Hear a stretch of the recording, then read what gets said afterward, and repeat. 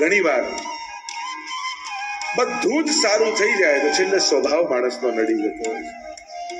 પણ પ્રભુની પુષ્ટિ કોને કહેવાય? કાળ, કર્મ અને સ્વભાવ ત્રણેયનું અતિક્રમણ કરીને પ્રભુ જીવનો સ્વીકાર કરે એને કહેવાય પુષ્ટિ, એને કહેવાય કૃપા. એટલે કે જીવના કાળના બંધનને કાપી નાખે. શેઠ પુરુષોત્તમદાસની વાર્તા નથી આવતી? 80 વર્ષના થઈ ગયા, છોકરાને થયું બાપુજી ઘરડા થયા એટલે હું સેવામાં જાઉં, અને 18 વર્ષના યુવાન દેખાયા. કાળના બંધનને કાપ્યા, તનુ નવત્વની પ્રાપ્તિ થાય. એટલે આપણે ત્યાં તો સપ્તપદીનો પ્રસંગ આવે ને, પેલા માજી ઘરડા થયા ને યમદૂત લેવા આવ્યો કે માજી હવે તો ચાલો. માજી ક્યારે? હમણાં તો જન્માષ્ટમી આવે છે, જ્યાં પછી આવજે, ઉત્સવ પછી આવીશ. પાછો ગયો, પાછો આવ્યો, હવે તો માજી ચાલો. અરે હમણાં તો રાધાષ્ટમી આવે છે, જ્યાં પછી આવજે. કાળને 7 વાર ફેરવી દીધો પાછો. કાળનું બંધન. તેને કાળ કર્મ નભ બાંધે રે, યમતે શિર ધનુષ ન સાંધે રે, એવો માર્ગ શ્રી વલ્લભ વર્ણો, જ્યાં નહીં પ્રવેશ વિધિ હરનો. કાળ કર્મના બંધનને તોડે. કાળનું બંધન, કર્મનું બંધન. લોકો ભલે એમ કહેતા હોય કે કર્મ તો ભોગવવા જ પડે, કર્મ છોડીને જઈ ન શકાય, કર્મ તો ફળ આપ્યા વગર જાય નહીં. પણ શાસ્ત્રોમાં છૂટવાનો પણ પ્રકાર છે. જીવ જ્યારે શરણાગત થઈ જાય છે ત્યારે પ્રભુ એને કર્મના બંધનથી પણ મુક્ત કરી દે છે. ગીતાજીમાં સ્વયં જ્યાં સિદ્ધાંત કયો છે કર્મનો, ત્યાં જ એનો ઉપાય પણ બતાવ્યો. સર્વ ધર્માન પરિત્યજ્ય મામ એકમ શરણમ વ્રજ, અહમ ત્વા સર્વ પાપેભ્યો મોક્ષયિષ્યામિ મા શુચિ. હું ક્ષમા આપીશ, હું માફ કરીશ.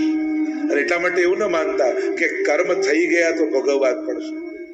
પ્રભુના શરણમાં જાઓ ને તો એક ક્ષમા પણ આપે છે. અને સ્વભાવનું બંધન, અનેક પ્રકારનો સ્વભાવ હોય પણ ઠાકોરજી કૃપા કરી એને સ્વીકારી લે છે.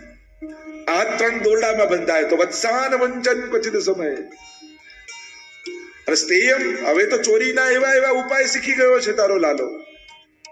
અમારા દહીં દૂધના મટકા ઉપાડીને જતો રહેશે, પણ છીકા પર લટકાડો. અરે એ પણ લટકાડીને જોયું. આ ટોળી લઈને આવે, એકની પર બીજો ને બીજાની ઉપર ત્રીજો ચડે, માટલી ઉતારે અને સરોવરમાંથી કમળની નાળ લઈ આવે અને એ નાખે મટકીમાં, અને ઊંડો શ્વાસ લે એટલે બધું દૂધ બહાર આવી જાય. અને તો એવા ઉપાયો આવડે છે. ગોપીઓ જુદા જુદા ઉરાનાના બહાને આવે. ખરેખર તો ગોપીઓ ઉત્સવ મનાવે છે. રોજ ગિરિરાજ બાવાને વિનંતી કરે છે, જ્યારે દહીં વલોવતી હોય, વલોવતા વલોવતા મનમાં ભાવ કરે, આ માખણ કાઢ્યું તો છે, પણ આ માખણ પ્રભુ માટે કાઢ્યું છે. હે પ્રભુ, આજે મારા ઘરે આપ પધારજો. એ ગિરિરાજ બાવા, તમારી માનતા રાખું છું, જો ઠાકોરજી મારા ઘરે પધારશે ને તો 1 શેર દૂધ અને દહીં તને ચડાવીશ. એવી માનતાઓ રાખે છે. આ તો ચિત્તચોર છે. માખણની ચોરી નથી, આ તો મન અને ભાવની ચોરી છે. નિત નવીન જાગેલા ભાવના સ્વીકારની લીલા છે. એવા ઉપાયો શીખી ગયો છે.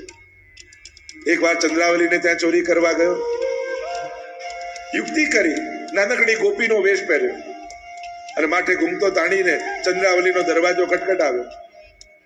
જ્યાં દ્વાર ખોલ્યું, જોયું તો એક નાનકડી ગોપી ઊભી છે. પૂછ્યું, તું કોણ છે? અરે પેલી કે અરે મને ના ઓળખી, હું તારી નાની બેન ભદ્રાવલી. ચંદ્રાવલી કે હું તો પરણીને આવી, મારે તો કોઈ બેન નથી, કે તું ગઈ પછી મારો જન્મ થયો. નીચેથી ઉપર, ઉપરથી નીચે જેવું આખું શરીર ઢંકાયેલું, હાથ બહાર દેખાયા નહીં પણ કાળા કાળા. અમારા ઘરમાં તો બધા ગોરા છે, બાબા ગોરા, મૈયા ગોરી, હું ગોરી, તું કાળી કાળી ક્યાંથી થઈ? કે મૈયાનો વાપ છે. તારો જન્મ થવાનો હતો ત્યારે તો બહુ દહીં દૂધ ખાધા, મારા જન્મ સમયે જાંબુની સિઝન ચાલતી હતી એટલે હું કાળી કાળી થઈ ગઈ. અને પેલી ભોળી માની ગઈ, ઠીક છે બેન, આવો ઘરમાં આવો. અને ખબર હતી પ્રભુને કાં તો જલ ભરવા જવાની છે, સમય થઈ ગયો છે. અને કહેવા લાગી, આવો બેન, આટલા સમય તું મારા ઘરે આવી અને મારે તો જલ ભરવા જવું છે, તું થોડું ઘર ચોખ્ખું કરી દઈશ? પ્રભુ કે તું જાતો ખરી, આખું ઘર ચોખ્ખું કરી દઈશ. અને ચંદ્રાવલી તો રાજી થતી આવી અને કુવાની પાર પર બધી સખીઓ ભેગી થઈ ચર્ચા કરવા લાગી. આજે તો મારા ઘરે મારી નાની બહેન આવી. કે તું આટલી મોટી, તારી નાની બહેન તો ક્યારે સાંભળી નથી. અને પાછું આશ્ચર્ય એવું, અમારા ઘરમાં બધા ગોરા ને એ કાળી. અરે ક્યાંક પેલો કાળો કનૈયો ના હોય? અને પેલીને યાદ આવ્યું, માટલું ફેંકીને દોડ. અને ત્યાં તો ઠાકોરજી સખાઓને બોલાવી લીધા, દહીં દૂધના માટલા ઉતારી બધાને વાટવા લાગ્યા. કારણ કે પ્રભુ એકલા ખાતા નથી, પ્રભુને તો વાટવાની આદત છે. વૈષ્ણવની પણ એ જ આદત હોવી જોઈએ. પેટ ભરવા માટે નહીં, ત્યાં તો પહેલા પ્રસાદ વાંટો. આપણે ત્યાં તો મહાપ્રસાદની પ્રક્રિયા છે. પ્રભુને ધરીને મળે એ પ્રસાદ, પણ વૈષ્ણવને વાટીને લઈએ એ મહાપ્રસાદ. આપણે ત્યાં તો મહાપ્રસાદ લેવાય. અને ઠાકોરજી બધાને વાટે છે. એટલામાં ચંદ્રાવલી દરવાજો ખોલ્યો અને બધા સખાઓ જોઈને ભાગ્યા, હાથમાં આવ્યા ઠાકોરજી. આજે યશોદાજીને બતાવીશ કે ચોરી તું કરે. અમે રોજ કહીએ છીએ અમારો ભરોસો નથી કરતી યશોદાજી, અમારું માનતા નથી. આજે પોતે જોશે તો એમને ખબર પડશે. હાથ પકડીને ખેંચવા લાગી ચંદ્રાવલી. આજે તો યશોદાજીને પોતાની આંખે બતાવીશ. અને પાછળ બધા જ સખાઓ હો હો હો હો કરતા પાછળ પાછળ ચાલે. અને ચંદ્રાવલીનો દીકરો એની જોડે. વચમાં બજાર આવ્યું, સસરાજી દુકાને બેઠા હતા અને ઘૂમટો કાઢ્યો ચંદ્રાવલીએ. ઠાકોરજીને થયું કે હવે મોકો છે. પ્રભુ કહેવા લાગ્યા, અરી સખી, તે ક્યારનો મારો હાથ પકડ્યો છે. હું આટલો કોમળ, તારો હાથ કઠોર. થોડી વાર મારો હાથ છોડીને બદલી તો લે. આ હાથ છોડને બીજો હાથ પકડ, મારો હાથ દુખે છે. ચંદ્રાવલીને પણ થયું કે સાચી વાત છે. લાવ કનૈયા, આ હાથ છોડને બીજો હાથ. જ્યાં હાથ છોડ્યો એના દીકરાનો હાથ પકડાવી દીધો. ખિસ્સામાંથી મિશ્રી કાઢી એના મોઢામાં ભરી દીધી. મિશ્રી પીગળે નહીં, પેલો બોલે નહીં. હું કરતો જાય પણ પેલી સાંભળે તો ને, બોલતી જ જાય કે હવે યશોદાજીને ખબર પડશે, અમારું માનતા નથી, અમારા પર ભરોસો કરતા નથી. ઠાકોરજી તો છાનામાના દોડી પાછળની દિવાલ કૂદી સૈયા મંદિરમાં જઈને પડી ગયા. બહાર આવીને બૂમ પાડવાલી, યશોદા દેખ બહાર આવ, આજે ચોરને પકડીને લાવી છું, તારી આંખે જો તો તને ખબર પડશે. યશોદાજી બહાર આવીને જુએ તો પોતાના દીકરાનો હાથ પકડી રાખ્યો. યશોદાજી કે હું નહીં, તું જો. અને જ્યાં ગોપીએ જોયું, અરે તું અહીંયા ક્યાંથી? પેલો કનૈયો ક્યાં ગયો? મને ખબર નથી. અને યશોદાજી બૂમ પાડી, લાલન બહાર આવો. આંખ મસલતા મસલતા લાલન બહાર આવ્યા. અરે મૈયા પોઢવા તો દે. અરે પેલી તો આંખ ફાડીને જોવા લાગી, હમણાં હાથમાં હતો અને આ સૈયા મંદિરમાંથી ક્યાંથી આવ્યો? શું થયું મૈયા? મૈયા કહેવા લાગ્યા, જો આ લાલન, ચંદ્રાવલી કહે છે કે તું આના ઘરે ચોરી કરવા ગયો હતો. મૈયા, આ ચંદ્રાવલી છે ને, એને ભૂત વળગ્યું છે.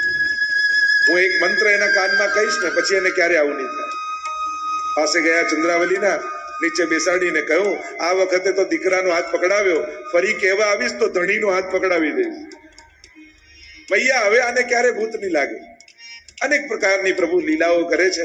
જેના ઘરે ચોરી થાય એ મોટો ઉત્સવ કરે છે. એક નવી બહુ પરણીને આવી. સાસુએ કહ્યું, જો જલ ભરવા જાઉં છું, પણ અહીંયા એક નાનકડું બાળક ફરે છે ગોકુલમાં, બ્રજમાં. એવું સુંદર બાળક છે, એવા સુંદર નેત્રો, એવું સુંદર મુખારવિંદ, એવા વાંકડિયા કેશ. પણ હું જાઉં ને જો ઘરે આવે તો જરાય મોહિત થતી નથી. આવશે ને થોડું માખણ માંગશે, આપવા જઈશ તો આખું માટલું લઈ જશે. પેલી તો ડરી ગઈ, આવો ચોર છે. હા તો શું કરું બા, તમે ના હો તો? લે આ દોરડું પકડ, અને આવે ને તો એને આ થાંભલા જોડે બાંધી દેજે, પછી હું એની જોડે સમજી લઈશ. ઠીક છે બા. અને આ તો સાસુ તો ગયા. થોડી વાર થઈ એટલે દરવાજો ખટખટ્યો. દ્વાર ખોલ્યો નવી વહુએ, અને જોયે તો એ શ્યામ સુંદર સામે ઉભા છે. એવું સુંદર સ્વરૂપ, જેવું વર્ણન કર્યું હતું એવા જ પ્રભુ દેખાયા. કહેવા લાગ્યા, ગોપીઓ, અહીંયાથી હું નીકળતો હતો અને બહુ ઉનાળો છે, તડકો બહુ છે, મારું ગળું સુકાય છે, થોડુંક માખણ ઘરમાં છે. પેલી બહુ સમજી ગઈ, તું કૃષ્ણ છો ને? અરે તને મારું નામ ક્યાંથી ખબર? તારા વિશે મારા સાસુ બધું જ કહી ગયા છે. હું થોડું માખણ આપીશ અને તું આખું માટલું લઈને ભાગી જઈશ. અને મને કહી ગયા છે કે કનૈયો આવે તો એને આ થાંભલા જોડે બાંધી દેજો. અચ્છા, આવું કહી ગયા છે? ઠીક છે, મને બાંધી દે. ઠાકોરજી થાંભલા પાસે ઉભા રહી ગયા. આમ હાથ કરીને ઉભા રહી ગયા. પેલી ગોળ ગોળ ગોળ ગોળ બાંધે, બંધાઈ જાય ને હાથ આમ લઈ લે એટલે બધું દોરડું પડી જાય. પાછા આમ ઉભા રહી જાય એટલે બરાબર બાંધ, ફરી પેલી બાંધે, પાછું હાથ લઈ લે ને પડી જાય. 3 વાર એમ થયું. ઠાકોરજીને થયું હવે મોકો છે. અરે તારી માએ તને બાંધતાય નથી શીખવાડ્યું. અમારા ગામમાં પરણીને આવી છે ને આટલું તને નથી આવડતું. લાવ મને દોરી આપ, હું તને શીખવાડું. પેલી ગભરાઈને ઠાકોરજીને આપી દીધું. ઉભી રહી જાય થાંભલા પાસે, ઉભી રહી ગઈ. એટલે દોરડું પકડ, પેલી પકડ્યું. ઠાકોરજી ગોળ ગોળ ગોળ ગોળ ગોળ ગોળ ફરી અને બરાબર ગાંઠ બાંધી અને કહ્યું હવે શીખી ગઈ? એટલે કે હા, તો બંધાયેલી જ રહે. અરે મને છોડો તો ખરા. ઠાકોરજી કે આ તો પુષ્ટિ સ્વરૂપ છે, મને પકડતા આવડે છે પણ કોઈને છોડતા મને આવડતું નથી. એક વાર જેને પકડું એનો ક્યારે હાથ છોડતો. એ જ તો વચન મહાપ્રભુજીને ઠાકોરજી આપ્યું ને શ્રાવણ શ્યામલે પક્ષે એકાદશ્યામ મહાનિશી સાક્ષાત ભગવતા પ્રોક્તમ તદક્ષર સૌચ્યતે. અને એ સમયે એ પવિત્ર એકાદશી એ 4 વચન ઠાકોરજી આપ્યા મહાપ્રભુજી. પહેલું વચન આપ્યું, આપના દ્વારા જે જીવને બ્રહ્મ સંબંધ કરાવશો એનો નિશ્ચિત હું સ્વીકાર કરીશ. બીજું વચન આપ્યું, એક વાર જેનો સ્વીકાર કરીશ એનો ક્યારે ત્યાગ નહીં કરું. ત્રીજું વચન આપ્યું, પુષ્ટાવીને જેના માથે પધરાવશો ત્યાં સદાય પ્રગટ સ્વરૂપે હું બિરાજીશ. અને ચોથું વચન આપ્યું, આપની કાનીથી જે કાંઈ ભોગ ધરશે એને હું ચોક્કસ આરોગીશ. આ 4 વચને ઠાકોરજી સમય બંધાયેલા છે. અને એટલા માટે જેનું પણ બ્રહ્મ સંબંધ થયું છે ઠાકોરજી ક્યારે એનો ત્યાગ નહીં કરે. રામાનંદ પંડિત આદિના પ્રસંગો આપણે ત્યાં છે. પ્રભુ છોડતા નથી. એ જીવ અંતરાય હોય, કદાચ થોડો સમય અને વિલંબ થાય, પણ પ્રભુ સ્વીકાર ચોક્કસ કરે. અહીંયા અનેકવિધ પ્રકારની લીલાઓના, બાલ લીલાઓના, માખણ ચોરી લીલાના વર્ણનો આવ્યા. આચાર્યો ભગવતીઓએ અનેક પ્રકારથી વર્ણન કર્યા છે. પણ જેના ઘરે ચોરી થાય ને એ મોટો ઉત્સવ કરે. ભક્તાભિલાષા ચરિતાનુસારી દુગ્ધાદિ ચૌર્યેણ યશો વિસારી. દુગ્ધાદિની ચોરી કરી પ્રભુ પોતાના યશનો વિસ્તાર કરે છે. કારણ કે ચૌરી લીલા છે, કર્મ નથી. મેં પહેલા જ દિવસે કહ્યું હતું, ભગવાનની કથામાં ભગવાન કોઈ કર્મ નહીં કરે, લીલા કરશે. જો આ કર્મ કર્યું હોત તો નિંદનીય હોત. લીલા છે એટલે સ્તુત્ય છે, આ ગુણગાન છે. પ્રભુ જેના ઘરે પધારે અને જ્યારે માટકીમાંથી ઠાકોરજી દહીં દૂધ આરોગીને ગયા હોય અને તૂટેલી માટલીમાં થોડું અધરામૃતનું દહીં પડ્યું હોય ને, ત્યારે એ ગોપી બધા ગોપીઓને બોલાવે કે દેખો સખી, આજ મેરો ભાગ્ય કો ઉદય હો ગયો. ઠાકોરજીને કૃપા કી, પ્રભુ મારા ઘરે પધાર્યા અને મારી સામગ્રીનો અંગીકાર કર્યો. હું તો પહોંચી શકું એમ નહોતી નંદાલયમાં, મારી રંચક સામગ્રી કેમ કરીને પ્રભુને આરોગાવા જાઉં, પણ ઠાકોરજી કૃપા કરીને મારે ત્યાં આવીને આરોગ્યા છે. એનો મોટો ઉત્સવ કરે. હેરી સખી બડ ભાગ્ય ભરી નંદલાલ તેરે ઘર આવા. એરી સખી બડ ભાગ તિહારે, એરી સખી બડ ભાગ તિહારે. ब्रजराज तोरे घर आवत है, ब्रजराज तोरे घर आवत है. एरी सखी बड़ भाग तिहारे. આજુબાજુની ગોપીઓ આવી જાય, વધામણા આપવા લાગે કે બધાઈ હે, બધાઈ હે, બધાઈ હે. તેરે ઘર પ્રભુ પધારે. તારા ભાગ્યનો ઉદય થયો છે. તારે ત્યાં અમે તો વિનંતી કરી કરીને થાક્યા, હજી અમારે ત્યાં નથી આવ્યા અને તારે ત્યાં કૃપા કરવા પડે. અને આમ માખણ ચોરીની લીલા એ ચિત્ત ચોરીની લીલા છે. અરે આપણા ઘરે કોઈ સાધારણ ચોરી કરી જાય, સાધારણ ચોર, તો આખો દિવસ કેવું ચિંતા, કોણ હશે, ક્યાંથી આવ્યો હશે, શું લઈ ગયો હશે, આખો દિવસ એના વિચારમાં જાય. તો વિચાર કરો, આ ચિત્તચોર જેના ઘરમાં જતો હશે એના તો ચિત્તની ચોરી કરીને લઈ જતો હશે. એવા પ્રભુને વંદન કરીએ. આગળ એકવાર પ્રભુ બ્રહ્માંડ ઘાટમાં ખેલી રહ્યા હતા અને ખેલતા ખેલતા વ્રજ રજનો ગોળો બનાવ્યો અને ગોળો બનાવી પોતાના મુખમાં મૂકી દીધો. જોઈ ગયા દાऊजी, कहने लगे कन्हैया तुमने मिट्टी खाई. देखो झूठ मत बोलो, मैंने देखा है कि तुमने मिट्टी मुख में डाली. सच बोलो वरना मैया से कह दूंगा. कही दो. दौड़ता दौड़ता गया, यशोदा जी ने कहने लगा, अरे भैया भैया लालन ने मट्टी खाई. अच्छा अभी जाके देख. दौड़ता दौड़ता यशोदा जी આવ્યા અને કહેવા લાગ્યા, લાલન તે માટી ખાધી? અને લાલન બોલ્યા, નાહમ ભક્ષિતવાન અંબ સર્વે મિથ્યા વિશંસિનઃ યદિ સત્ય ગિરસ્તરહિ સમક્ષમ પશ્ય મે મુખમ. નાહમ ભક્ષિતવાન, मैंने नहीं खाई. હવે અહીંયા વિચારકો, આચાર્યો, સંતો, મહાત્માઓ બધાની મોટી ચર્ચા થઈ ગઈ કે અસત્ય બોલે ભગવાન હોય. કારણ કે જન્મના સમયે જ દેવતાઓએ તો સ્તુતિ કરી હતી, સત્ય વ્રતમ સત્ય પરંત્ર સત્યમ સત્ય સયોનિમ નિહિતમ ચ સત્ય. ભાગવતની શરૂઆત જ થઈ સત્યમ પરમ ધીમહી. એ પરમ સત્યનું અમે ધ્યાન કરીએ છીએ. તો આવા સત્યરૂપ પરમાત્મા અસત્ય બોલે છે? પોતે માટી મોઢામાં મૂકી છે, છતાંય ના કેમ પાડે છે? મેં માટી નથી ખાધી. એટલે આચાર્યો જુદા જુદા અર્થઘટન કરે. એક અર્થ ઉપનિષદ પ્રમાણે કર્યો, જ્ઞાન માર્ગ પ્રમાણે. દ્વા સુપર્ણા સયુજા સખાયા સમાન વૃક્ષમ પરિશસ્વ જાતે. જે ઉપનિષદમાં ચિત્ર બતાવ્યું કે એક વૃક્ષની બેડાળ ઉપર બે પક્ષી બેઠા છે, એક ખાટા મીઠા ફળ ખાય, સુખ દુઃખનો અનુભવ કરે, અને બીજો પક્ષી દ્રષ્ટા ભાવે જોયા કરે. તો જે સુખ દુઃખના અનુભવ કરે એ જીવાત્મા, અને દ્રષ્ટા ભાવે જોતો રહે પરમાત્મા. એટલે કે આત્મા રૂપે એ દ્રષ્ટા છે, કરતા નથી. જીવ કરતા છે, એવા અર્થઘટન કરે. એટલે ભગવાન ખાતા નથી, ભોગતા નથી, દ્રષ્ટા છે. એમ ઉપનિષદમાં જેમ કહ્યું એમ. એટલે પ્રભુ કહી રહ્યા છે નાહમ ભક્ષિતવાન, મેં નથી ખાધી. એટલે ભગવાન એમ કહે છે કે હું ભોગતા નથી, હું દ્રષ્ટા છું. એક અર્થ એમ કર્યો કે ભગવાને માટી ખાધી નથી પણ ખવડાઈ છે. ત્યારે મોઢામાં મૂકી તો ખાધી નથી ને ખવડાઈ, આવું કઈ રીતે થાય? એટલે આચાર્યોએ અર્થ કરતા કહ્યું કે જ્યારે પૂતના વ્રજ બાળકોના પ્રાણ લેતી લેતી આવી, ત્યારે એ બધા જ વ્રજ બાળકોના પ્રાણ પૂતનાની અંદર હતા. અને ભગવાને જ્યારે પૂતનાના પ્રાણોનું કર્ષણ કર્યું, ત્યારે એ બધા જ બાળકોના પ્રાણ ભગવાનની અંદર આવી ગયા. અને ભગવાનની અંદર આવ્યા ત્યારે વ્રજવાસીના બાળકોએ કહ્યું કે પ્રભુ, અમારો જન્મ બ્રજમાં થયો, પણ વ્રજની મહત્તા જેનાથી છે એ છે વ્રજની રજ. વ્રજમાં જન્મ લેવા છતાં અમે વ્રજ રજથી વંચિત રહી ગયા. પ્રભુ આપ કૃપા કરો, અમને વ્રજરજનો આસ્વાદ કરાવો. मुक्ति कहे गोपाल सो मेरी मुक्ति बताए और व्रजरज उड़ी मस्तक लगे तो मुक्ति मुक्त रह जाए. એવું વ્રજરજનો મહાત્મ્ય છે. મુક્તિને પણ મુક્તિ આપે એવો પ્રભાવ, એવું મહાત્મ્ય વ્રજરજનું છે. એટલે વ્રજવાસીના બાળકો કહે કે વ્રજરજથી અમે વંચિત રહી ગયા, અમને વ્રજરજનો આસ્વાદ કરાવો.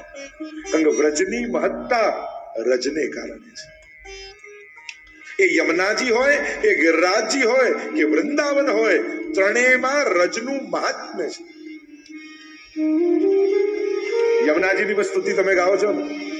શ્રી કૃષ્ણના ચરણારવિંદની રજ તકી શોભી રહ્યા, સિદ્ધિ અલૌકિક આપનારા બંધુ શ્રી યમુનાજીને. સુપુષ્પને સુવાસથી જંગલ બધું મહેકી રહ્યું, ને મંદ શીતળ પવનથી જલ પણ સુગંધિત થઈ રહ્યું. પૂજે સુરાસુર સ્નેહથી વળી સેવતા દૈવી જીવો, વંદન કરું શ્રી યમુનાજીને. શ્રી કૃષ્ણ આશ્રય આપે. શ્રી કૃષ્ણના ચરણારવિંદની રજ થકી શોભી રહ્યા. પ્રભુના ચરણારવિંદની રજથી શોભા છે.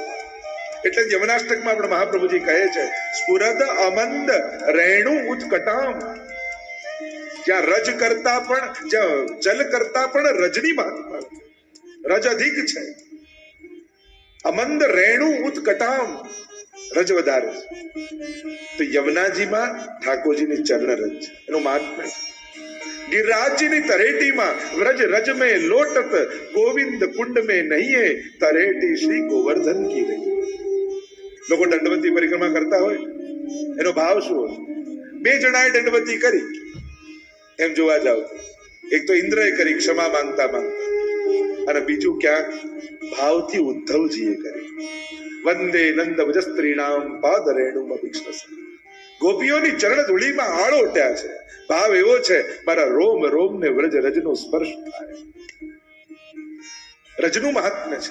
એ રીતે વૃંદાવનમાં પણ રજનું મહાત્મ્ય. એટલે કે વ્રજમાં આટલી રજનું મહાત્મ્ય છે. એક ઠાકોરજીની ચરણ રજ, ચરણ પંકજ રેણુ શ્રી યમને જુદી. વ્રજમાં આટલી રજની મહત્તા, એક પ્રભુની ચરણ રજ. અને એની મહિમા તો અનેક સંતો મહાત્માઓ અનેક પુરાણોએ ગાય છે એ ચરણ રજનું મહાત્મ્ય. બીજી રજ વ્રજમાં છે ગોપીઓની ચરણ રજ. ઉદ્ધવજી વંદે નંદ વજસ્ત્રીણામ પાદરેણુમ અભિક્ષ્ણસઃ યાસામ હરિકથોદ ગીતમ પુનાતિ ભુવનત્રય. જે ત્રણેય લોકને પાવન કરનારી છે એ છે ગોપીઓની ચરણ રજ. અને ત્રીજી રજ એ ગોરજ છે, ગાયોની ખુરરજ. જ્યારે ગાયોને લઈને પ્રભુ ગોકુળથી પધારે છે ત્યારે એ રજ ઉડે અને પ્રભુનું શ્રીઅંગ મંડિત થાય. અલંક મુખ ખુરે રજ લાગી તે અમર વિષેકે જી ગોપ બાળક મંડળી મત રંગ અનેક ઉપજાવે જી મત જગતે મલ પતાતે શ્રી ગોકુળમાં આવે જી.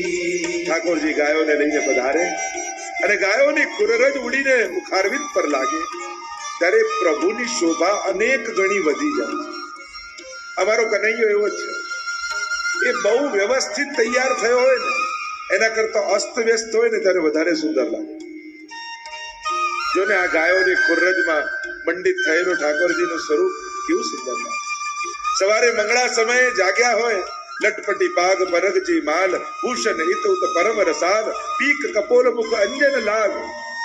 હવે નિત્ય લીલામાં વાંચો તો મંગળા સમયે જાગીને પ્રભુ શૃંગાર જ્યારે અસ્ત વ્યસ્ત હોય, મુખારવિંદ જ્યારે અસ્ત વ્યસ્ત હોય અને મંગળા સમય જેવા સુંદર લાગે ને એવા તો રાજભોગમાં ના લાગે. ભલે ને ગમે તેટલો શૃંગાર કર્યા. એટલે ઘણાને મંગળાના દર્શનનો આગ્રહ હોય છે, પણ મંગળાના દર્શન કરાય કઈ રીતે ચર્ચા થશે ત્યારે આગળ કરીશ. આમ પ્રભુનું આ સૌંદર્ય છે. એટલે કે પ્રભુએ માટી ખાધી નથી, અંદર રહેલા ભક્તોને ખવડાવી છે. એટલે પ્રભુ ખોટું બોલતા નથી. મૈયાને કહેવા લાગે તને ભરોસો ના આવતો હોય તો મારું મુખ ખોલીને જોઈ લે. અને જ્યાં પ્રભુએ મુખ ખોલ્યું સમગ્ર બ્રહ્માંડના દર્શન થયા. સમગ્ર બ્રહ્માંડમાં પૃથ્વીમાં ભારતવર્ષમાં બ્રજમંડલ, બ્રજમંડલમાં બ્રહ્માંડ ઘાટ અને બ્રહ્માંડ ઘાટમાં પોતાને ઉભેલા યશોદાજી ચકિત થઈ ગયા. અરે આ કોઈ દેવની માયા છે, મારી આંખોનો ભ્રમ છે કે મારું બાળક એ બાળક નથી પણ ઈશ્વર છે. અને જો આ ઈશ્વર હોય તો મારે તો આને પાટે પધરાવીને રોજ આની પૂજા કરવી જોઈએ. મેં તો આને વળ્યો છે, મેં આને દાટ્યું છે, અને લડી છું, મેં તો કેટલા પાપ કર્યા તો અનંત પૂજન કરવા જોઈએ. હું તો અપરાધી છું. ઠાકોરજીને થયું આ તો ગડબડ થઈ ગઈ. અહીંયા તો હું સેવાનું સુખ લેવા આવ્યો છું અને મૈયાને પૂજા કરવાની ઈચ્છા થાય છે. વ્રજમાં હું પૂજાનું સુખ લેવા નથી, સેવાનો આનંદ લેવા આવ્યો છું. જ્યાં વિધિ પ્રધાન હોય પૂજા અને જ્યાં સ્નેહ પ્રધાન હોય સેવા. પૂજા પંચોપચાર ને ષોડશોપચાર 16 પ્રકારથી 5 પ્રકારથી પૂજા થતી હોય. આહવાનથી લઈને વિસર્જન સુધીનો ક્રમ હોય. એક સોપારીમાં આહવાન કરવામાં આવે, ગણપતિનું સ્થાપન થાય અને 16 પ્રકારથી ને છેલ્લે પાછું વિસર્જન થઈ જાય, પાછા પધારી જાય દેવતા. પણ સેવામાં આવિર્ભાવ છે. ત્યાં આહવાન અને વિસર્જન નથી, ત્યાં તો સ્વયં સ્વરૂપ વિરાજમાન છે. સાક્ષાત પૂર્ણ પુરુષોત્તમ તમારી સેવા લેવા માટે તમારે ત્યાં બિરાજતા હોય છે. એટલે ત્યાં દેવતા નથી. અને એટલે જ ઠાકોરજી આગળ દીવો નથી કરતા. પૂજા હોય ત્યાં ધૂપ દેવ નૈવેદ્ય આદિ ચડાવવામાં આવે. અહીંયા તો સ્વયં બાલભાવ, સ્વરૂપ ભાવ. નાના બાળકની આગળ સળગતું ના રાખી, દાજી જાય તો આવો બાલભાવ. યથા દેહે તથા દેવે. આપણે ત્યાં સિદ્ધાંત એ છે જે તમારા દેહને થાય એ તમારા ઠાકોરજીને થાય છે. તમને ઠંડી લાગે તો એને પણ શિયાળામાં ઠંડી લાગે, તમને ઉનાળામાં ગરમી લાગે તો એને લાગે. અને એટલે માટે આપણે ત્યાં ઋતુ અનુસાર સેવા છે. પૂજા 16 પ્રકારથી, ષોડશોપચાર, અને સેવા અષ્ટયામથી. મંગળાથી લઈને શયન સુધીનો ક્રમ આખો. એટલે કે ઠાકોરજી વ્રજમાં જે રીતે નંદાલયમાં રહેતા એ રીતની ભાવના આપણે આપણા ઘરમાં કરીએ છીએ. આખો અષ્ટયામનો ભાવ છે કે ઠાકોરજીને નંદાલયમાં જેમ જગાડતા અને ત્યાંથી લઈને પહોંચાડવા સુધીનો ક્રમ. એટલે પ્રભુની એ નિત્યની દિનચર્યા, રોજ ઠાકોરજી જાગે અને પહોળે ત્યાં સુધીનો જે ક્રમ, એ આપણો સેવા પ્રકાર, એ જ અષ્ટયામનો ક્રમ, એ જ 8 સમયના દર્શન. વ્રજમાં જ્યારે સવાર થાય, કોકિલ અને મયુર સુંદર સ્વર ભરવા લાગે, ગાયોને આખા રાતનો વિરહ હોય એટલે ગૌશાળામાં રહેલી ગાયો બાંધેલી ગળામાં જે ઘંટડીઓ હોય એને હલાવી હલાવીને ટકોરાઓ કરવા લાગે, ઘંટનાદ કરવા લાગે. અને આખા વ્રજના સર્વે વ્રજ ભક્તો નંદાલયના ચોકમાં આવીને ઉભા રહી જાય. પ્રભુને આખી રાત્રિનો વિરહ હોય. લાલન જાગો હો ભયો ભો, લાલન જાગો भयो विकसे कमल विमल वाणी सब बोलन लागे पंछी चहुआने लालन जागो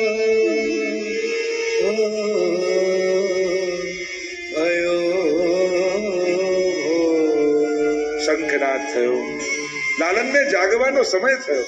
યશોદાજીએ મંગલ ભોગની બધી જ તૈયારીઓ કરી રાખી છે. સૈયાજી પાસેથી જારી બંટા આદિ સરાવી, નવા જારી આદિ ભરી સિંહાસનમાં પધરાવી દીધા. મંગલ ભોગની બધી તૈયારી કરી અને લાલનને જગાવવા માટે યશોદાજી પધાર્યા. ધીમે રહીને મસ્તક પર હાથ ફેરવી લાલનને જગાવ્યા છે. મંગલ ભોગ આની કે રાખ્યો, અરે ગિરધર લાલ સ્વાદન સો ચાખ્યો. મંગલ ભોગ તૈયારી કરી પ્રભુને ધર્યો છે. મંગલ ભોગ દહીં, દૂધ, મેવા, મિશ્રી આદિ ધર્યા છે. પ્રભુ પ્રેમથી આરોગે છે અને વ્રજભક્તો ચોકમાં ઉભા ઉભા પ્રતીક્ષા કરે છે ક્યારે નિજ મંદિરના દ્વાર ખુલશે અને અમને લાલનના મુખારવિંદના દર્શન થશે. અને જ્યાં મંગલ ભોગ સરાવ્યા અને યશોદાજીએ નિજ મંદિરના દ્વાર ખોલ્યા. મંગલ આરતી ગોપાલ કી માહી, મંગલ આરતી ગોપાલ કી માઈ,